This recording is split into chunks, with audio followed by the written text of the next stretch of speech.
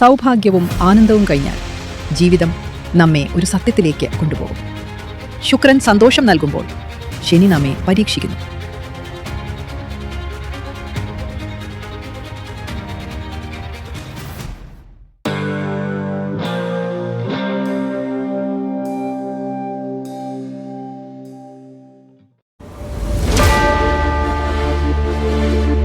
തമിഴ്നാട്ടിലെ കാരക്കലിനടുത്ത് സ്ഥിതി ചെയ്യുന്ന അതിപ്രശസ്ത നവഗ്രഹ ക്ഷേത്രമായ തിരുനല്ലാർ ശനിക്ഷേത്രം കുംഭകോണത്തിൽ നിന്നും ഏകദേശം 55 കിലോമീറ്റർ അകലെയാണ്. ഈ ക്ഷേത്രത്തിലെ പ്രധാന പ്രതിഷ്ഠ ദർഭാരണ്യേശ്വരർ എന്ന പേരിൽ അറിയപ്പെടുന്ന ശിവഭഗവാനാണ്. എന്നാൽ ഇവിടം പ്രശസ്തമായത് ശനി ഭഗവാന്റെ സാന്നിധ്യം കൊണ്ടാണ്. ഈ ക്ഷേത്രത്തിന്റെ ഐതിഹ്യം നളരാജാവിന്റെ കഥയുമായി ബന്ധപ്പെട്ടാണുള്ളത്. ഐതിഹ്യമനുസരിച്ച് ശനിദോഷം കാരണം സർവ്വതും നഷ്ടപ്പെട്ട നളമഹാരാജാവ് ഈ ക്ഷേത്രത്തിലെ തീർത്ഥത്തിൽ മുങ്ങി പ്രാർത്ഥിച്ചതോടെ അദ്ദേഹത്തെ ബാധിച്ച ശനി വിട്ടൊഴിഞ്ഞുവെന്നാണ് സങ്കല്പം. അതിനാലാണ് ഇന്നും ആയിരക്കണക്കിന് ഭക്തർ ശനിദോഷ വിമോചനത്തിനായി തിരുനല്ലാർ ശനീശ്വരൻ ക്ഷേത്രം സന്ദർശിക്കുന്നത്. ശനി ഭഗവാൻ ഇവിടെ അനുഗ്രഹമൂർത്തിയായാണ് കുടികൊള്ളുന്നത്. മറ്റു ക്ഷേത്രങ്ങളിൽ ശനി ഭയപ്പെടുത്തുന്ന രൂപത്തിലാണെങ്കിൽ ഇവിടെ അദ്ദേഹം ശാന്തസ്വരൂപിയാണ്. ശനി കർമ്മഫലത്തിന്റെ പ്രതീകമായതിനാൽ ജീവിതത്തിലെ കഷ്ടതകൾ മാറ്റാൻ ഭക്തർ ഇവിടെ എത്തുന്നു. ഇവിടെ കുളിച്ച് പഴയ വസ്ത്രങ്ങൾ ഉപേക്ഷിക്കുന്ന ആചാരം വളരെ പ്രസിദ്ധമാണ്. ശനി പെയർച്ചി സമയത്ത് ലക്ഷക്കണക്കിന് ഭക്തർ ശനി ഭഗവാന്റെ പ്രീതി നേടാൻ ഇവിടെ എത്തിച്ചേരുന്നു. ശാസ്ത്രത്തെ പോലും അത്ഭുതപ്പെടുത്തുന്ന ഒരു പ്രത്യേകത ഈ ക്ഷേത്രത്തിനുണ്ട്.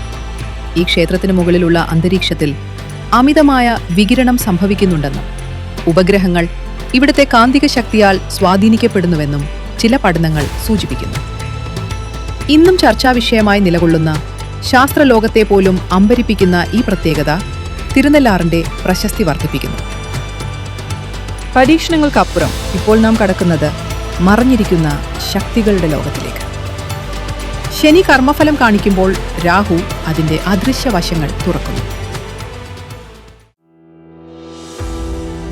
തിരുനാഗേശ്വരം രാഹുക്ഷേത്രം കുംഭകോണത്തിൽ നിന്നും ഏകദേശം 6 കിലോമീറ്റർ അകലെയാണ്.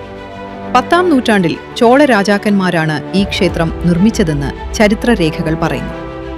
കരിങ്കല്ലിൽ തീർത്ത ഈ ക്ഷേത്രത്തിന്റെ മനോഹരമായ വാസ്തുവിദ്യയും ആകാശം മുട്ടനിൽക്കുന്ന ഗോപുരങ്ങളും ചോളന്മാരുടെ പ്രതാപം വിളിച്ചോതുന്നു. വിജയനഗര രാജാക്കന്മാരും നായ്ക്കർ രാജാക്കന്മാരും പിന്നീട് ഈ ക്ഷേത്രം വിപുലീകരിച്ചു. പ്രധാന പ്രതിഷ്ഠ നാഗനാഥസ്വാമി എന്ന പേരിൽ അറിയപ്പെടുന്ന ശിവഭഗവാനാണ്. തിരുനാഗേശ്വരം എന്ന പേരിന് പിന്നിൽ മനോഹരമായ ഒരു ഐതിഹ്യമുണ്ട്. ഒരിക്കൽ ഉപമന്യു മഹർഷിയുടെ ശാപമേറ്റ രാഹു ഭഗവാൻ മഹാശിവനെ തപസ് ചെയ്ത് ശാപമോക്ഷം നേടിയത് ഈ മണ്ണിൽ വെച്ചാണെന്നാണ് വിശ്വാസം. നാഗലോകത്തെ രാജാക്കന്മാരായ വാസുകിയും തക്ഷകനും ശിവനെ പൂജിച്ച ഇടം കൂടിയാണിത്. അതുകൊണ്ടാണ് ഈ സ്ഥലത്തിന് തിരുനാഗേശ്വരം എന്ന പേര് ലഭിച്ചത്. രാഹുദോഷങ്ങൾക്കും സർപ്പദോഷങ്ങൾക്കും പരിഹാരം തേടുന്നവർ ഇവിടെ എത്തുന്നു. അഭിഷേക സമയത്ത് പാൽ നീല നിറമാകുന്ന പ്രതിഭാസം ഈ ക്ഷേത്രത്തിന്റെ പ്രധാന രഹസ്യമാണ്.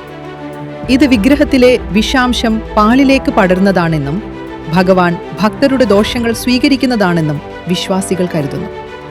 ഇത് ശാസ്ത്രീയമായി വിശദീകരിക്കാനാകാത്ത സംഭവമായി ഇന്നും തുടരുന്നു. രാഹുകാല പൂജകൾക്ക് ഇവിടെ വലിയ പ്രാധാന്യമുണ്ട്. മറഞ്ഞിരിക്കുന്ന രഹസ്യങ്ങൾക്കപ്പുറം ഇപ്പോൾ യാത്ര അവസാനത്തിലേക്ക്. രാഹു ഭ്രമം സൃഷ്ടിക്കുമ്പോൾ കേതു സത്യം വെളിപ്പെടുത്തുന്നു. നവഗ്രഹ യാത്രയിലെ അവസാനത്തെ ക്ഷേത്രമായ കീഴ്പെരുമ്പള്ളം കേതു ക്ഷേത്രം കുംഭകോണത്തിൽ നിന്നും ഏകദേശം 60 കിലോമീറ്റർ അകലെയാണ്.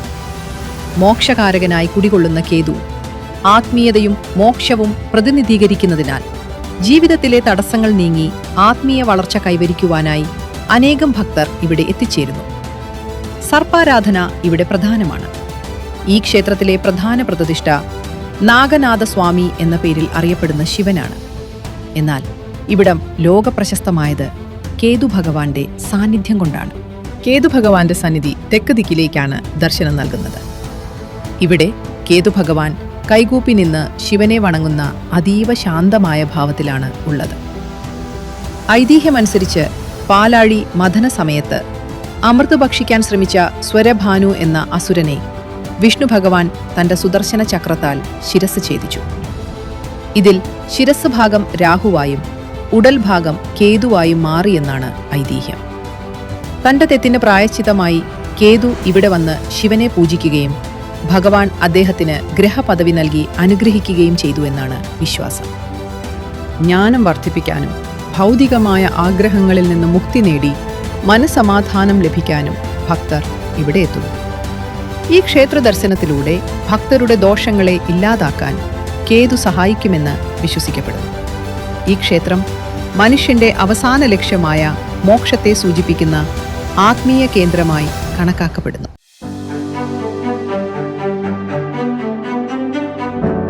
നവഗ്രഹങ്ങൾ അവ ആകാശത്തിലെ ഗ്രഹങ്ങൾ മാത്രമല്ല, അവ നമ്മുടെ ജീവിതത്തിലെ 9 ശക്തികളാണ്. ഗ്രഹങ്ങൾ മാറണമെന്നില്ല, മാറേണ്ടത് നമ്മുടെ കർമ്മങ്ങളാണ്. വീണ്ടും കാണാം.